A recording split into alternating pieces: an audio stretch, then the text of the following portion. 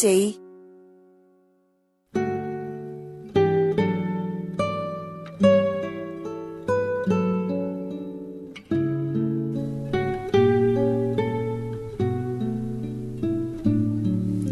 네, 이제 상담 끝나고 난 후에 상담 재해석하는 시간이지요? 네. 네, 오늘 아주 굉장히 명쾌하게 끝난 것 같아요. 상담이. 상당히. 네. 뿌듯하지 않아요? 네, 가벼워요. 뭔가 한 건 한 것 같은? 예, 예. 네. 오늘 나오셨던 네. 파란 사과님의 네. 들어오셨을 때 하고 나가실 때 네. 사람이 달라진 것 같아요.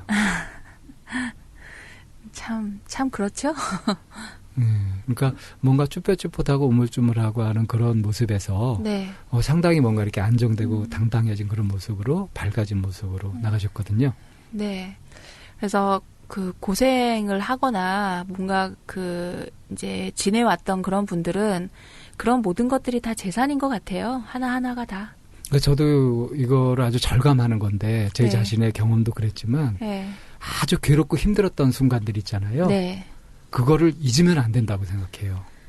그거를 가슴 깊이 새겨둬야 네. 그래야 일상의 삶이 이게 얼마나 대단하고 축복받은 것인지 그걸 느낄 수 있거든요. 상대적으로. 근데 그 괴롭고 힘든 거를 덮고 싶어 하니까. 그걸 이제 자신이 소화를 못하는 거죠. 근데 내가 그걸 겪었다 하고 한때 인정해버리면 네. 그리고 기준선을 거기다 맞춰두게 되면 어떠냐 하면은 일상의 삶이 정말 좋잖아요. 네. 그래서 오늘 이제 이 내담자 파란 사과님이 이제 가져온 그런 상담에서 가장 포커스를 맞춰서 볼 수 있는 부분이 뭐였었죠? 디스카운트라고 좀 정리를 해보고 싶어요. 네. 그러니까 오늘 상담에서도 극적인 어떤 이렇게 전환점이 일어났던 것이 그걸 깨달으면서 그것이 다뤄진 것 같거든요. 네. 디스카운트가 뭔지 좀 설명을 좀 해주시죠. 네. 그 디스카운트 할인. DISCO 할인. 그렇죠. 네. 깎아내리기. 예. 네. 그래서 우리 일상의 그 문화와 굉장히 그 동양의 윤리적인 문화가 굉장히 밀접하게 연결이 되어 있죠. 그러니까 이런 겸양지덕. 거죠. 예. 오늘 이 선생님 옷 좋으신데요. 아, 네. 5,000원 줬는데요, 이거. 김치 맛이 맛있어요. 발로 담갔어요. 이렇게 김 빼는 거죠. 네. 애써서 이렇게 좋다고 네. 해주는데 네. 뭐 그거 가지고 그러세요 이런 식으로 네. 시큰둥하니. 맞아요. 그래서 이게 디스카운트죠. 네, 상대방이 칭찬이나 어떤 그 좋은 격려, 마음이나 좋은 이런 마음을 거. 내준 거를 있는 그대로 받아들이지 못하고 깎아내림으로 인해서 네.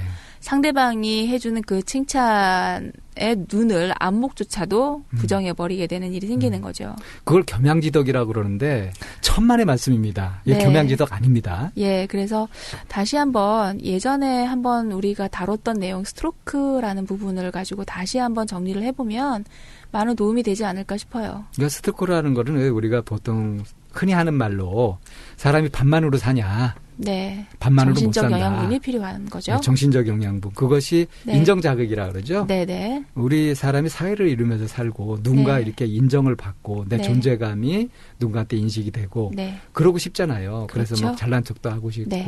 나 좀 봐주세요 뭐 이런 것도 하잖아요. 네. 이렇게 인정해주는 그런 것들 네. 그 인정자극을 그 스트로크라고 하죠. 네. 그래서 그 스트로크에는 이제 종류가 이렇게 있죠. 긍정 스트로크와 부정 스트로크. 그리고 스트로크에서도 이제 말로 할 수 있는 것과 언어로 할 수 있는 것. 말로 언어로 하는 것과 행동. 네, 말로 언어 버벌과 non-버벌 이렇게 그리고 두 이제 가지. 조건 부냐, 네. 이제 무조건이냐 네. 하는 네. 그런 식의 이제 8가지 조합이 나올 수가 있는데. 네. 그래서 이제 말로 할 수 있는 긍정 스트로크. 최고의 거 있죠? 나는 당신이 있는 게 감사해요. 뭐 이런 거. 네, 뭐 당신 최고야. 사랑해, 고마워, 뭐 최고야, 네 덕분이야, 네가 있어 좋아, 뭐 이제 이런 종류의 긍정적으로 할 수 있는 말로 줄 수 있는 긍정 스트로크가 있고 말로 할 수 있는 부정 스트로크도 있죠. 나가 죽어. 뭐 그따 너 이거밖에 안 돼? 뭐 꼴 보기 싫어, 뭐 이런 얘기들. 너 피가 더러워 이런 것도 있죠. 아, 네, 정말 아주 너만 보면 끔찍했죠. 지긋지긋해 네, 뭐 이런 것들. 그러면 우리 집에는 없죠. 아마 옆집에만 있는. 네네, 우리 집에는 없는. 말로 할 수 있는 이제 부정 스트로크가 있고, 그 다음에 이제는 말이 아니라 행동으로 줄 수 있는 non-verbal, 비언어적인 긍정 스트로크. 따스한 눈길로 바라본다든가, 네. 손을 잡아준다든가, 네. 포근히 안아준다든가. 최고야 하고 엄지를 이렇게 엄지를 치켜 세워주는 거, 그리고 쓰담쓰담. 그렇죠. 부비부비. 요즘에 노래 나온 거 아세요? 10cm의 쓰담쓰담? 쓰담쓰담. 네, 들어봤어요. 노래 너무 달콤하고 좋아요. 쓰담쓰담 한번 들어보세요. 쓰담쓰담. 이게 비언어적 스트로크죠. 네, 이렇게 하는 이런 그 비언어적인 긍정 스트로크가 있고요. 그리고 이제 비언어적인 부정 스트로크. 째려보는 거. 네, 째려보는 거. 그리고 이제 뭐 가운데 손가락에 욕하는 거. 네, 꼬집는 거. 꼬집는 거. 물건을 던진다든가 뭐 이런 거. 그렇죠. 왜 이렇게 잘 나오지? 말이? 네, 이런 그 말로 하는 그 비언어적인 부정 스트로크가 있는데 이거를 펼칠 때 앞에 이제 조건이 붙느냐 아니면 조건이 붙지 않느냐 하는 이제 이런 걸로 이제 정리가 될 수 있겠죠. 그런데 이 스트로크를 펼치는 방법이 있잖아요. 활용할 수 있는 방법이 있는데 이제 좀 전에 나왔었던 그런 것들, 디스카운트하지 않는 것들도 있고요. 그러니까 긍정 스트로크를 받을 때, 네. 좋은 스트로크를 받을 때 그걸 갖다가 어쩔 줄 몰라 하면서 내가 받을 자격이 없나 보다 이렇게 하면서 우물쭈물하고 뭐 별로요, 뭐 별 말씀을요 이렇게 하게 되면 주는 사람도 기분이 네. 찜찜해요. 그래서 원하는 스트로크가 오면 어떻게 한다? 흔쾌히 받아들인다. 네. 기꺼이 받아들인다. 네. 그래서 어머 이 김치 맛있어. 어떻게 담았어? 이번에 좀 애 좀 써봤어요. 네. 이렇게 맛있게 먹어주시니까 고맙네요. 네. 뭐 그렇게 나가는 거죠. 원하는 스트로크가 오면, 바꿔주고 이거를. 네. 흔쾌하게 잘 주고 잘 받는 네. 거. 그런데 원하는 스트로크가 오면 모르겠는데 내가 받고 싶은 스트로크가 있잖아요. 내가 받고 싶은 스트로크가 있을 때는 어떻게 한다? 옆구리 찔러 절 받는다. 나 오늘 이발을 했는데 좀 어때? 네. 옷 좀 이렇게 신경 써서 입고 나왔는데 어때? 괜찮은지 잘 모르겠네. 어울려? 이렇게. 그렇죠. 내가 원하는 스트로크, 받고 싶은 스트로크가 있으면 어떻게 한다? 요구해서라도 받는다. 그렇죠. 적극성을 발휘해서 이렇게 하는 거고요. 엎드려 절 받기. 네. 때로는 받고 싶지 않은 스트로크가 있죠. 받고 싶지 않은 스트로크가 올 때는 어떻게 하냐면 거절하는 거죠. 거절하고. 네. 거기에 과도한 신경이 쓰이지 않도록 네. 마음 조절을 해야죠. 네. 예를 들면 내가 받고 싶지 않은 스트로크가 왔는데 이제 받을 경우 그게 이제 착한 여자 컴플렉스. 그러니까 이제 그 머리를 뭐 그 모양으로 했어. 꼭 촌딱 같다. 나 촌딱 맞아. 그게 안 받는 거예요?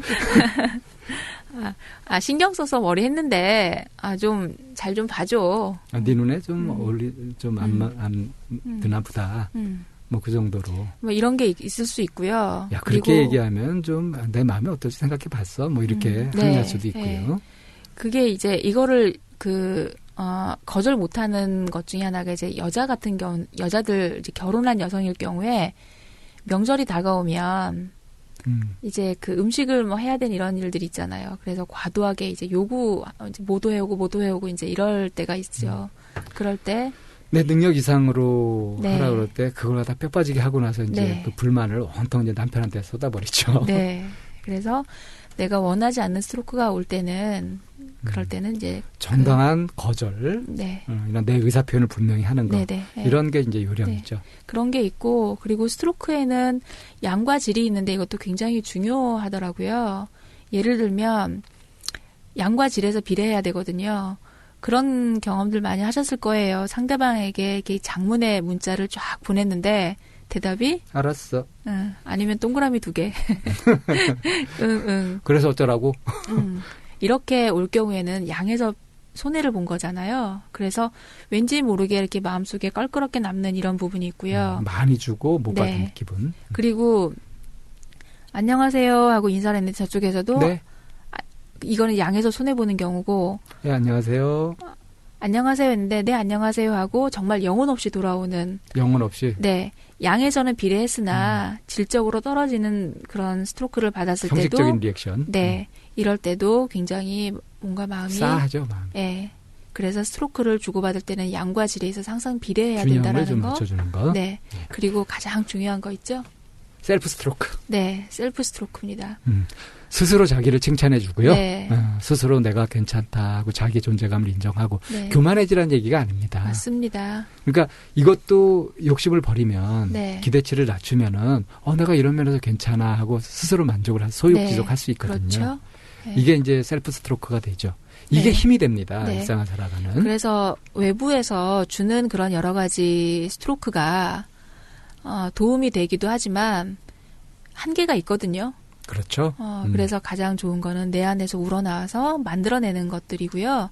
스스로 셀프 스트로크를 이제 주어서 스스로에게 힘이 생기게 되면 자기를 수용할 수 있고요. 그렇게 되면 자기도 이해할 수 있고, 그리고 자기에 대한 연민이 생기면서 무한 감사한 그런 마음이 올라올 수도 있답니다. 오늘 그 파란 사과님이 그 디스카운트를 아주 확실하게 했잖아요. 네. 10% 깎는 게 아니라 거의 99% 깎았죠.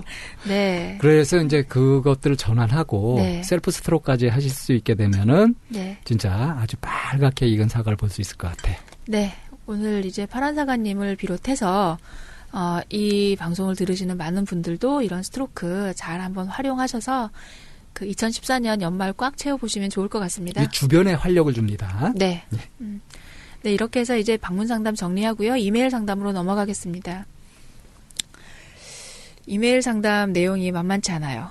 이제 올해도 다 갑니다. 내년도 올해처럼 보낼 수 없다고 생각해 용기 내어 적어봅니다. 글을 적어보는 게 오랜만이라 맞춤법 오타가 많을 수 있어요. 감안해 주시길 바랍니다. 목소리가 자꾸 잠겨요. 죄송합니다. 현재 백수로 4년차를 보내고 있습니다. 취업이 하기가 겁난다고 해야 할까요? 하고 싶지도 않고 할 노력도 하지 않게 됐어요. 같이 살고 있는 와이프한테 도저히 이건 아니다. 무슨 잘못인가? 나랑 사는 게 일하고 자고 있는 와이프 얼굴을 보며 생각이 들어 글을 적게 됐어요. 아침에 와이프를 출근시키고 집에서 하는 일이라곤 간단히 청소 설거지. 그 외 시간을 인터넷 게임으로 허비하고 있어요. 그렇지 않으면 5만 가지 잡스러운 생각이 머리를 아프게 하고 답답한 마음이 헤어나질 않게 되더라고요. 이 상황이 결혼 전에도 꾸준했었어요. 평생 일해본 시간이 4년을 넘지 못하고 그것도 한 일을 6개월 이상 해보지 못했습니다. 아니 어떤 것이든 6개월을 넘지 못하더라고요. 운동, 공부 어떤 것이든 하다 보면 실증이 나더라고요. 해서 뭐하나, 아니 정확히 말하면 돈 벌어서 뭐하나라는 생각이 더 듭니다. 6, 7년 전 자살을 시도한 적이 있었습니다. 깨끗이 죽자고 수면제 과다 복용해봤지만 죽지는 못하더라고요.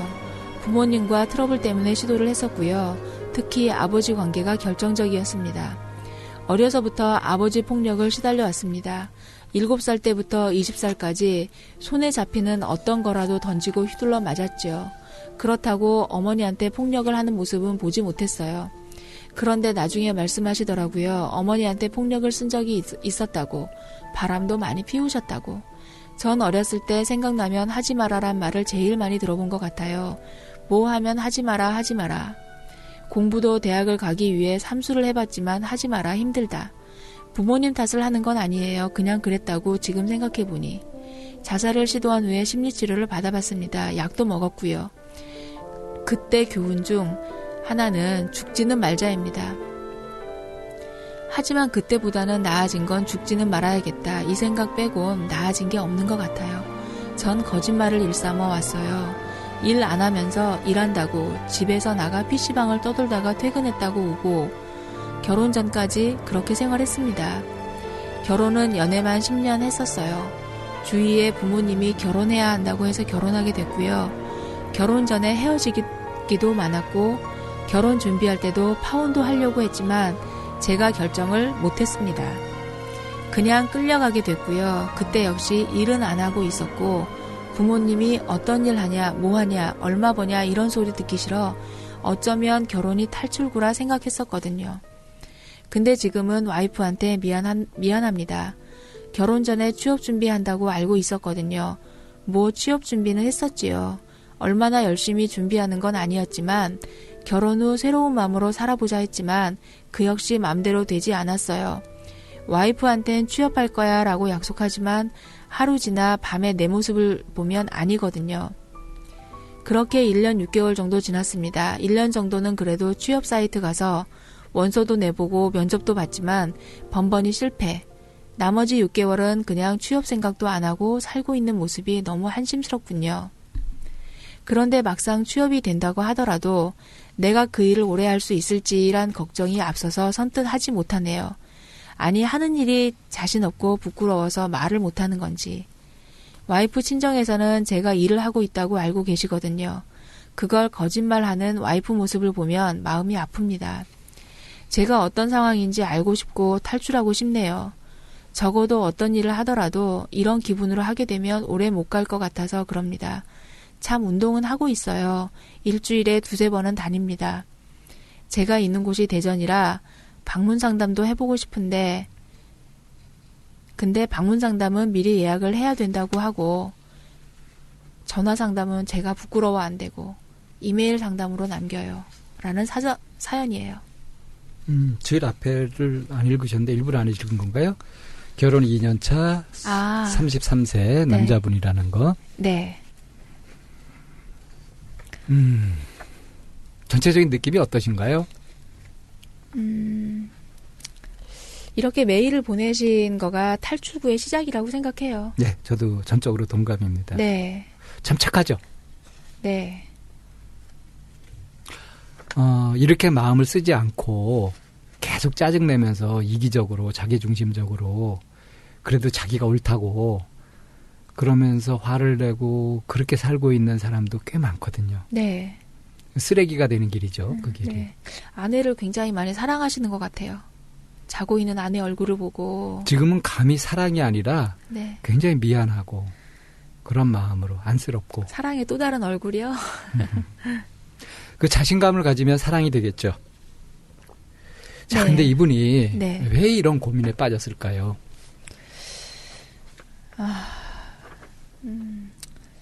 내용이 구체적이지는 좀 않는 편이긴 한데 일단 있는 거 가지고 이제 얘기를 좀 해봐야지 될 것 같아요. 그리고 본인에 대해서 이제 굉장히 솔직하게 얘기를 많이 해주셨어요. 뭔가를 해도 오래 가지 못하고 하는 이런 부분들이요.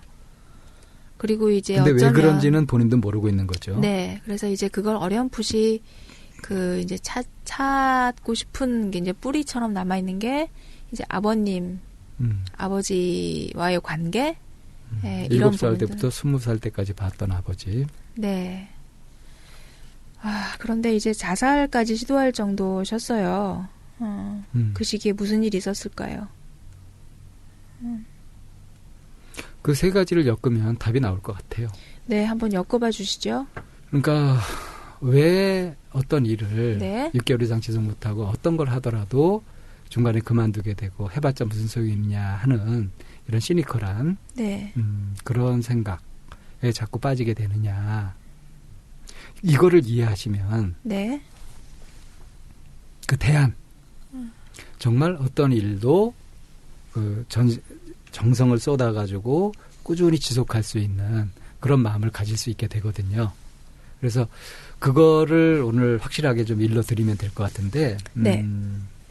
이게 이제 제가 세 가지를 엮는다 그랬잖아요. 네. 자, 한번 생각을 해보세요. 그 청취자분들도 내가 7살부터 20살 때까지 한 14년간을 갖다가 이렇게 폭력적인 아버지의 폭력 같은 걸 보고 그러면서 당하면서 네. 그러면서 산다 할 때 그 어린 7살부터 머리가 다 굵고 큰 그 20살까지 이런 성장하는 과정에서 그런 것들을 지속적으로 받아왔을 때 심리가 어떻게 될까? 어릴 땐 두려웠겠죠. 그렇죠. 그리고 막 이렇게 오그라들고 이랬겠고 좀 커가면서 이럴 때는 이제 반감이 들겠죠. 네. 그리고 이게 안 끝나니까 지긋지긋하고 싫고 네. 지긋지긋하고 싫죠. 네. 이게 주요 정서가 되지 않겠어요?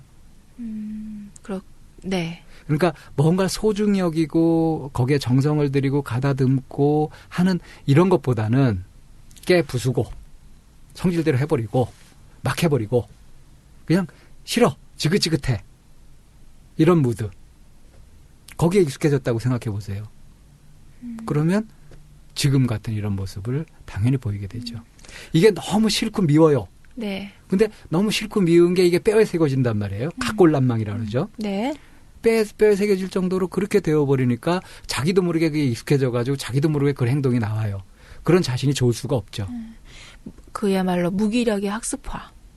그리고 공격자와의 동일시. 네. 이렇게 되면서 이제 뭐가 되냐면 자기 자신이 싫어져요. 근데 이게 자기 자신이 싫어지면 끝나는 거거든요. 그래서 이게 극으로 가면 이제 자살 시도까지 가는 거죠. 네. 네. 이렇게 연결이 됩니다. 네. 그러니까 이거는 결국은 쭉 이렇게까지 펼쳐지는 그 근본을 보게 되면 지긋지긋하고 싫었던 거예요. 미웠던 거예요. 그 마음이 처리되지 못하고 그게 그냥 지배를 해버린 거죠. 근데 엄밀히 말하면은 이분은 가해자가 아니라 피해자입니다. 네. 네. 지금 이제 33살이 됐고 굉장히 좋은 부인을 만난 것 같아요. 그런 그죠? 것 같아요. 이런 조건 같은 거 안 네. 보고 네. 또 이렇게 쉴드를 쳐주면서 네. 자기 남편을 보호하면서 그러면서 이렇게 오히려 자기가 열심히 일하고 그렇게 하면서 이렇게 살아가고 있는. 네. 그러니까 이 사람이 이런 그 피해자로서 이렇게 싫은 마음이나 이런 것들이 뼈에 사무쳐 있어도 이렇게 진심 어린 사랑이라든가 관심이라든가 이런 걸 받으면서 그건 느끼잖아요. 네. 그러면서 자기가 받고 있는데 그걸 해주지 못하는 것에 대한 양심의 가책으로 이렇게 미안하고 하는 이런 마음이 들 정도까지. 그러니까 이게 전환점입니다. 우선 이렇게 이제 메일을 보내신 거 그리고 이제 구하시는 거 있죠. 네. 예, 이게 전환점입니다. 그래서 제가 이거 사실 답장을 해드렸었어요. 네. 어떤 일이든 해봐라 그냥. 내가 받는 아내로부터 받는 그런 사랑 그런 것들을 고맙게 여기면서 그러면서 내가 작은 거라도 갚겠다 하는 마음으로 뭐 닥치지 말고 작은 소득이 생기는 일이라도 한번 해봐라. 그렇게 몸을 움직이면서 해보게 될 때 작은 돈이라도 벌고 그걸 뭐 갖다 주고 약간 선물을 해주고 기뻐하게 하고 하는 그런 작은 것들이라도 일단 하게 되면 그러면 점점 이제 자신에 대한 마음도 변하게 되고 생활 자체가 다 변하게 될 거다. 그리고 이것이 어느 정도 지속되게 되면은 이제 뭘 오랫동안 지속 못하는 그것도 사라진다. 이런 답메일을 제가 보내드렸어요. 이런 부분으로 생각해 볼 수도 있지 않을까 싶은 게요. 이런 상황에 오랫동안 노출되어서 살다 보면, 거기서 살아남아야 되잖아요. 그렇죠. 그렇기 때문에 내가 원하고 바라는 거를 표현하거나 할 수 있는 그런 상황이 아니잖아요. 그럴 기회가 없죠. 네. 설사 그렇게 했다고 하더라도 그건 묵살되거나 네. 엉뚱하게 돌아오죠. 네. 그래서 내 마음에 대해서 뭔지 내 욕구가 무엇인지는 철저히 이렇게 그냥 눌러놓고 거짓말을 일삼고 살아온 것도 이제 그런 부분이고요. 그렇게 되고 네. 해봤자 소용이 없었고 네. 그러니까 시니컬해지죠. 네. 그렇게 이제 살아오면서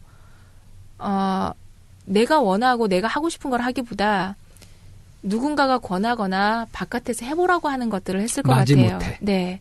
마지못해 하는 게 오래 갈 수 있어요. 그렇죠. 그래서 그게 오래가지 못했던 거일 수 있는 거죠. 그러니까 그리고 내가 정말 하고 싶은 것이 어떤 것인지는 이제 관심도 네, 안 가지게 된 거죠. 네. 그렇게 해서 뭔가를 오래 하지 못하니까 스스로도 그냥 그렇게 생각을 하는 거죠. 나는 뭔가를 오래 못하는 사람. 그런데 자기가 뭔가를 선택하는 그것들이 정말 내가 원하거나 내가 하고 싶은 것들이 아니라 그 마지못해 또 주어지는 계속 하지 마라 했어요. 네. 또 그런 말들도 있었고 그래서 그런 그게 거 이제 외부에서 자꾸 듣는 말은 자기 아내 말이 돼가지고 자기 스스로 이제 네. 하지 마라 해봤자 뭔 소용이 있어요. 네. 이렇게 되죠. 예. 그렇기 때문에 정말 자기가 원하는 거, 자기가 하고 싶은 거 이런 거는 아마 관심도 없었을 거고 그런 게 있는지조차도 그래서 제가 어떤 것이든 해보라고 하는 거예요. 네, 네. 근데 그냥 이렇게 하다 보면 네.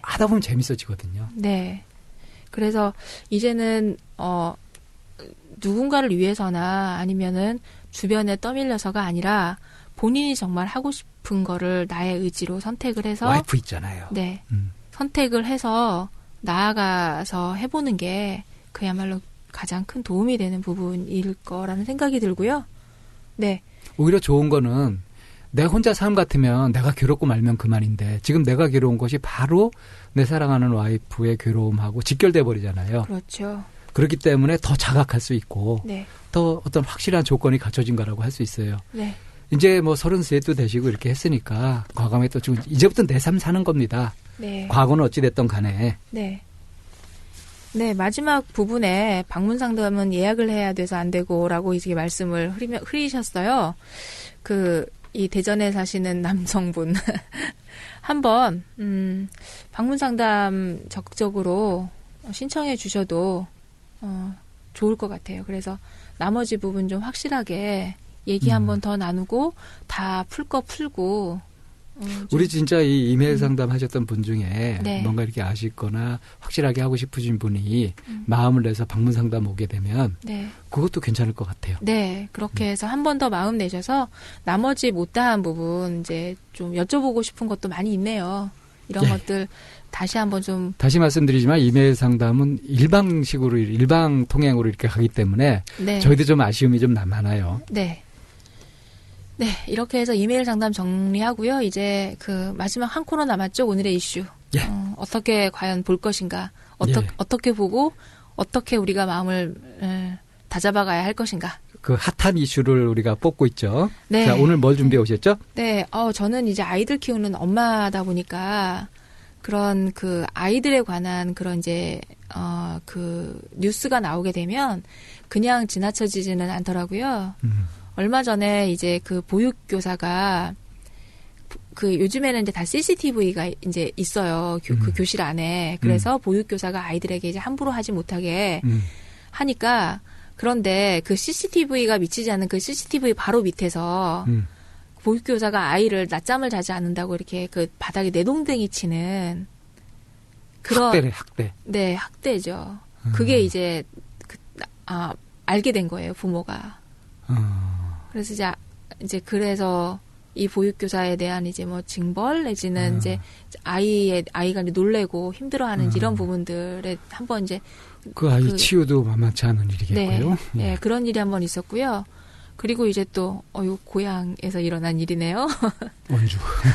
네, 그 운동하고 있는 그 관장님이 운동하는 이제 무술관에서 그 여자 사범이 20대 여자 사범이 네, 그랬죠? 아이에게 이제 7살 먹은 아이를 네, 버릇을 고친다고 이제 체벌을 한 게 100대를 때려서 그러니까 남의 물건에 손대고 하는 버릇 고친다고 네. 다음에 고치다 걸리면 100대 맞는다고 약속을 해놓고 네, 네. 진짜 100대를 때렸죠. 네, 그래서 그 아이 그 멍든 그 사진이 이렇게 아유, 이제 게재돼요. 다리 전체가 뭐 완전히 네. 그냥 시뻘게 가지고. 그래서 이제 체벌 과연 이제 어떻게 할 것인가 이제 이런 얘기가 이제 나오고 있어요. 그래서 우리가 이제 여기에서 다뤄봐야 될 게 체벌하는 사람의 그런 그 마음 상태, 왜 체벌을 하게 됐을까라고 하는 것과 그리고 또 한 가지는 이미 이제 물은 엎질러졌죠. 체벌을 당한 아이들 같은 경우에 우리가 어떤 시선으로 어떤 마음으로 부모 입장에서 아니면 사회적으로 어떻게 우리가 대응하고 반응해야 할지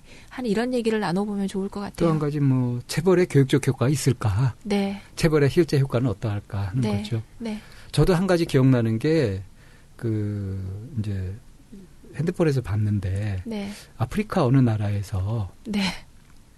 그 부모가 네. 그 아이를 갖다가 때리- 막 네. 발로 밟고 차고 아, 네. 끔찍하더라고요. 네네네. 근데 곧이어서 바로 그 부모를 그 아이의 아버지가 그냥 몽둥이로 사정없이 두들겨 패는 그런 장면이 나와요. 네네네. 봤어요, 저도. 끔찍하더라고요. 네. 그래서 눈에는 눈, 이에는 이? 글쎄 말이에요. 음. 그 참 무식한 건데. 아, 네. 네. 그래서 그런 부분 연결해서 함께 얘기해 보면 좋을 것 같아요. 이 선생님은 어떻게 생각하세요? 체벌이 효과가 있을까요?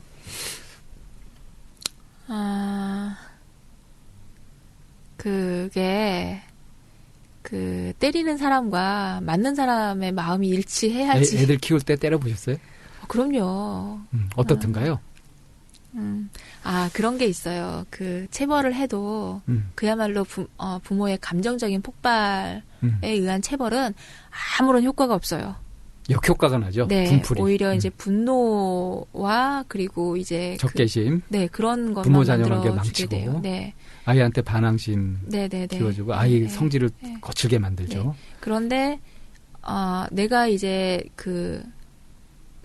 이성이 있는 이성적으로 이제 이성적이게 되면 굳이 체벌을 할 이유가 없죠. 사실은 그렇죠. 네, 이성을 찾은 상태에서는 그때 이제 뭔가 지침을 얘기하거나 전달하는 게 그게 훨씬 더 무섭게 들리는 경우가 있고요. 오히려 차근차근 차분히 얘기하는 그 소리가 더 크게 들리죠. 네, 그리고 이제 효과는 그게 훨씬 더 커요. 저도 한 번은 또 이제 애 아빠가 우리 큰애를 이제 체벌을 한 적이 한 번 있었어요.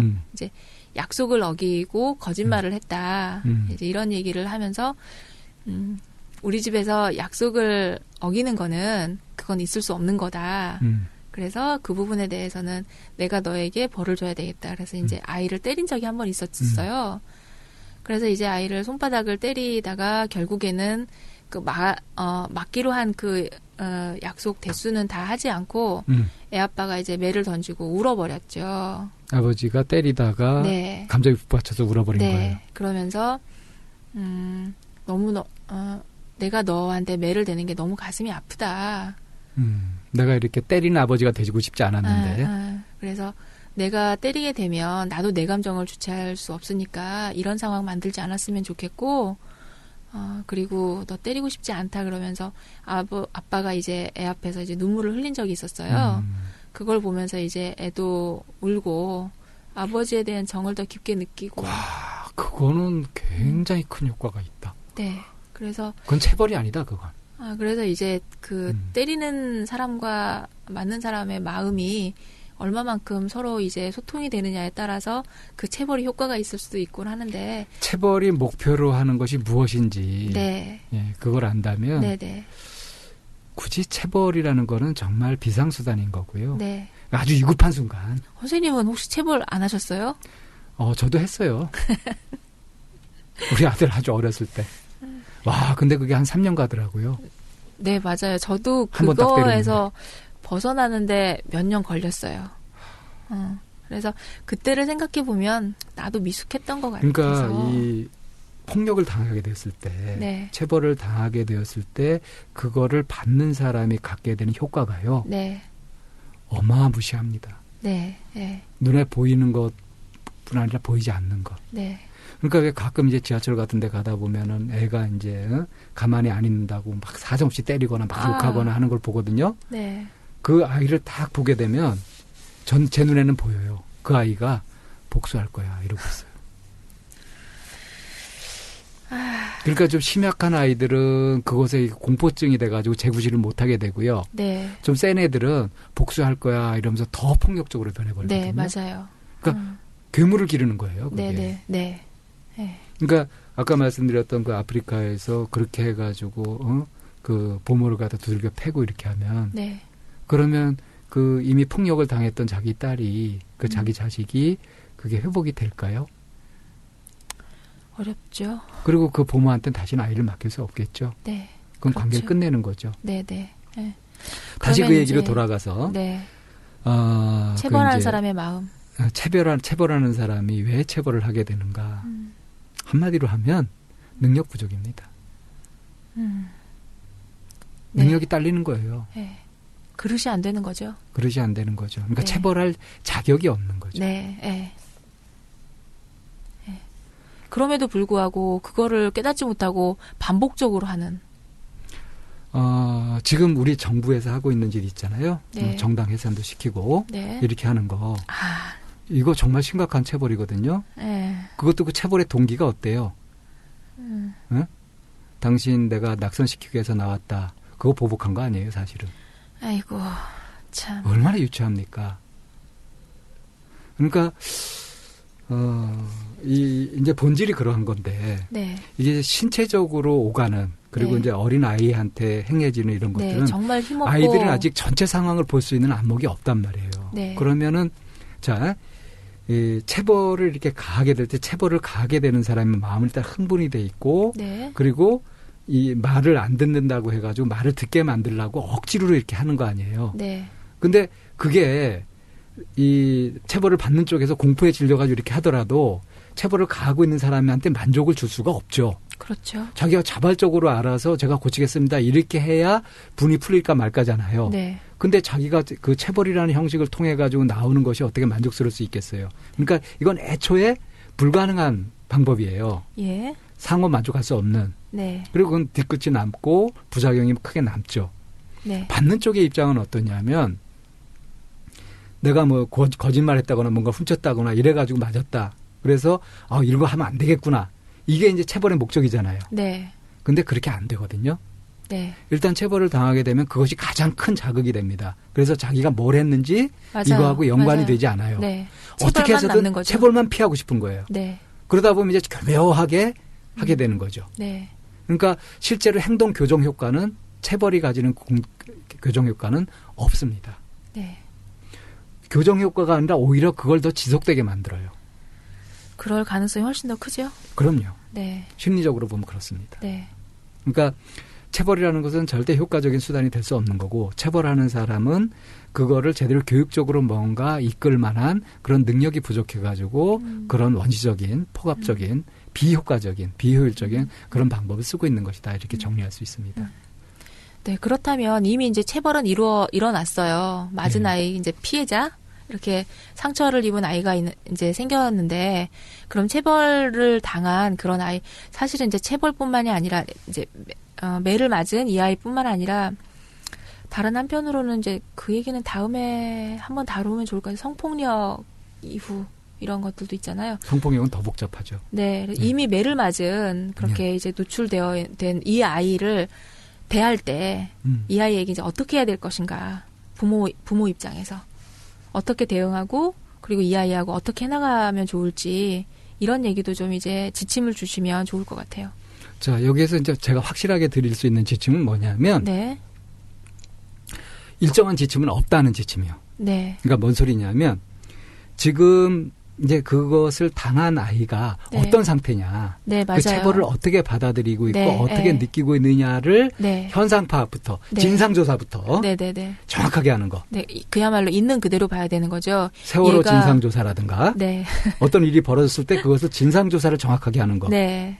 아이가 침울해 있는지 아니면은 뒤로 숨는지 적개심을 아니면 갖고 있는지. 아무렇지 않고 있는 일상생활을 하고 있는지. 그렇죠. 네, 이런 것도 봐야 되는 근데 부분이에요. 속으로는 상처를 입었는데 그걸 모르고 그냥 괜찮은 척하고 있는지. 네. 이런 미묘한 부분까지 네. 진상조사를 정확하게 할 필요가 있습니다. 네. 이 네. 진상조사를 정확하게 하는 방법은 네. 아이하고 이 상담식 대화 방법을 하는 거죠. 네. 네. 물어보고. 그리고 일단은 그렇게 내 아이가 맞았다라고 이제 하는 상황에서 부모의 그런 마음 건강도 굉장히 중요한 것 같아요.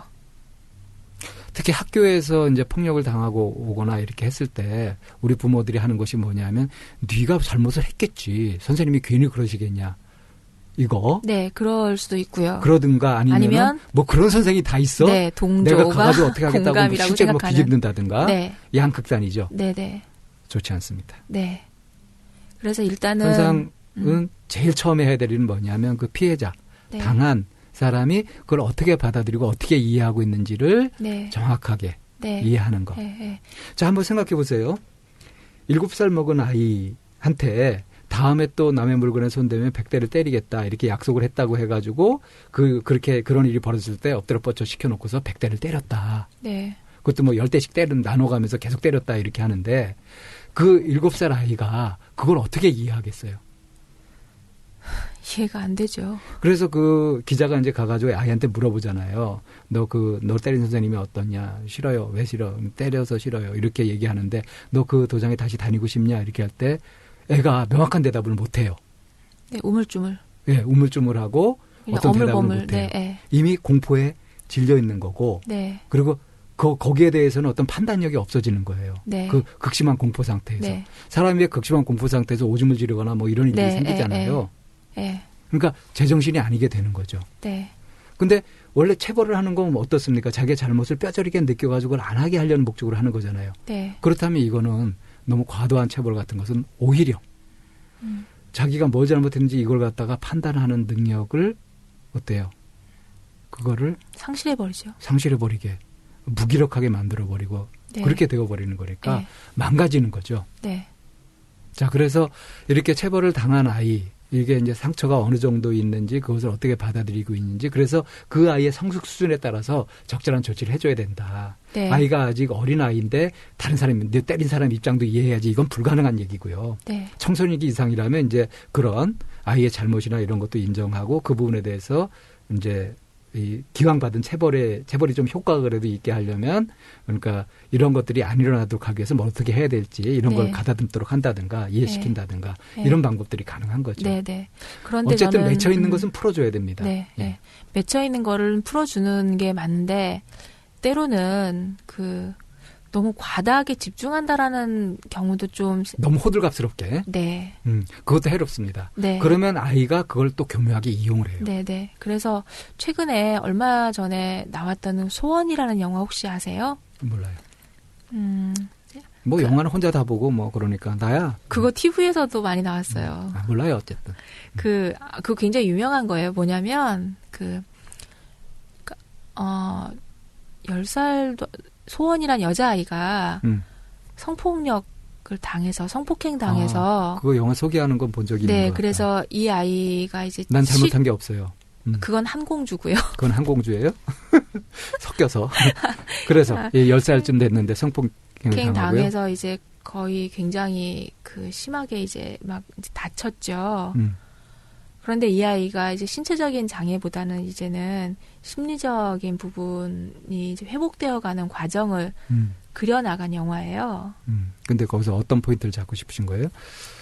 그 아이의 눈높이에 맞춰서 이 아이가 이렇게 벗고 나올 수 있게끔 안내하는 그런 과정이 있거든요. 그래서 그런 것들도 굉장히 중요하다는 얘기를 하고 싶어요. 그러니까 그럼 그 영화를 보면은 이제 일단 마음의 상처를 입은 아이가 어떻게 회복되는지 이걸 참고 삼아 공부가 되겠다. 이런 이제 생각이 그거는 드신 좀 극단의 케이스이긴 하지만 좀 전에 이제 선생님이 말씀하셨던 것처럼 호들갑스럽게라고 하는 표현을 하셨잖아요. 또 무시하든가. 네, 그러니까 내 아이가 소중하고 귀하기는 하지만 아이의 상태나 심리적인 놓여져 있는 부분이 어떤 상태인지를 부모가 있는 그대로 잘 관찰해서 거기에 감각적으로 잘 맞춰 나가는 것도 굉장히 좋을 것 같다라는 생각이. 그러니까 아이가 잘못한 것이 있었다고 하더라도 잘못과 별개로 그 폭력을 당하거나 한 부분에 대해서는 일단 방어를 실드를 쳐줘야 됩니다. 그리고 그 속에서 아이가 안전한 속에서 자기 잘못을 깨치고 뭔가 고칠 수 있도록 설득 작업을 한다든가 그러는 것들이 필요하죠. 그래서 우리 마음은 마치 무지개와 같아서 무지개가 빨주노초 파나 색깔이 명확하게 있는 게 아니라 서서히 변화되어 가는 것처럼 마음도 우리가 잘 어루만지면 어느새 모르게 건강하게 만들어갈 수 있는 부분이니까 너무 조급하게 뜯어 고치려고 그래서 체벌을 하게 되면은 그 행동이 고쳐지는 것이 아니라 증상이 전이가 되죠. 다른 식으로 가게 되죠. 그래서 못하게 하면. 우리 부모라는 이름은 항상 좀 지혜로워야 된다라고 생각해요. 근데 부모 지혜로워지는 교육을 받은 적이 없잖아요.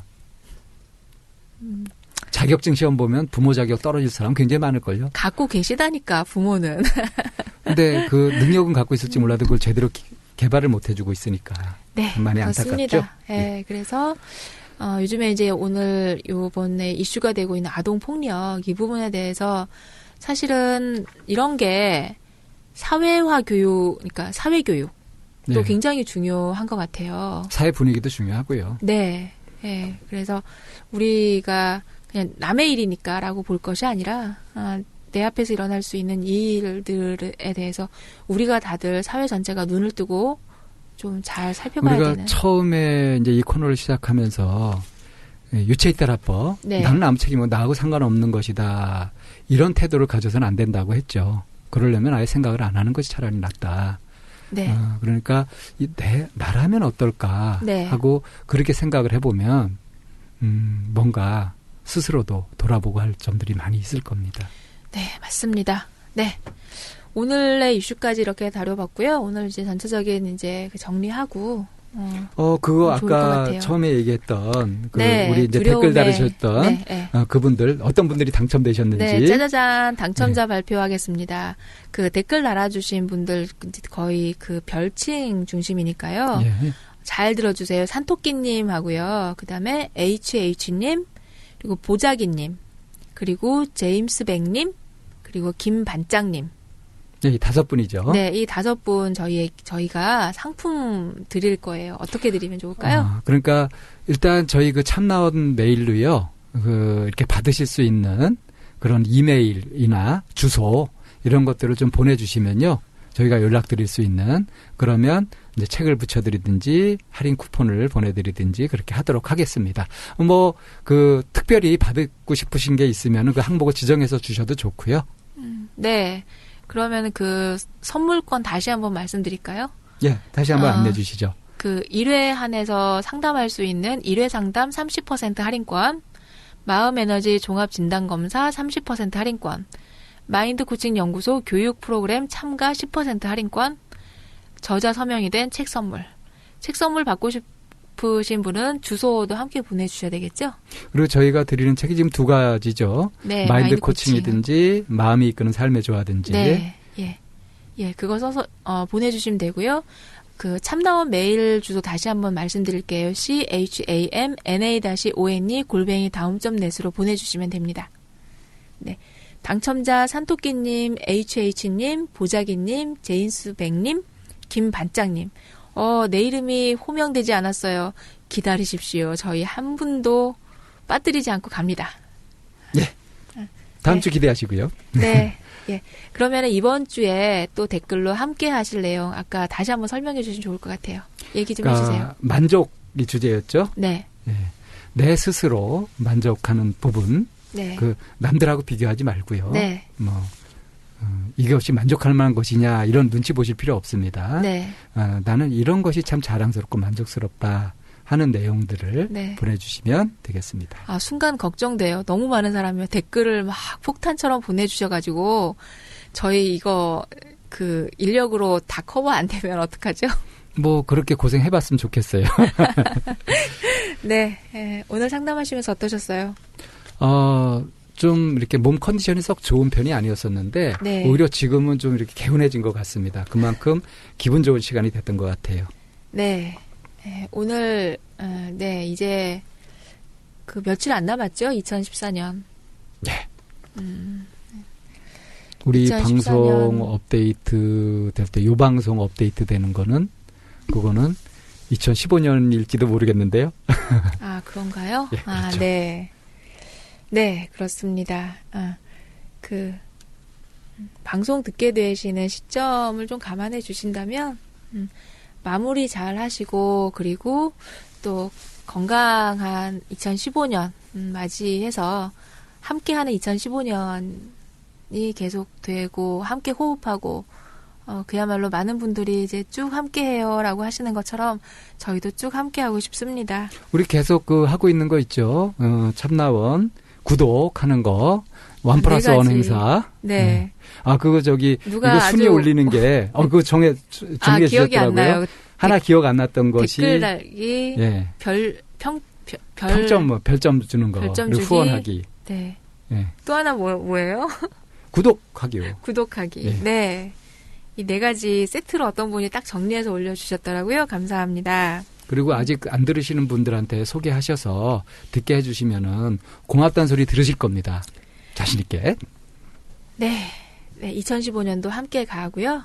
꾸준히 계속 가고 싶습니다. 여러분들의 함께하는 그 호응도에 따라서. 성원을 계속 해주셔야 우리가 네. 롱런합니다. 계속 제발. 네. 즐거운 하루와 즐거운 한 해, 그리고 또 즐거운 한 해를 시작하는 여러 가지가 동시에 같이 가는 시간입니다. 다음에 또 뵙겠습니다. 수고하셨습니다. 고맙습니다.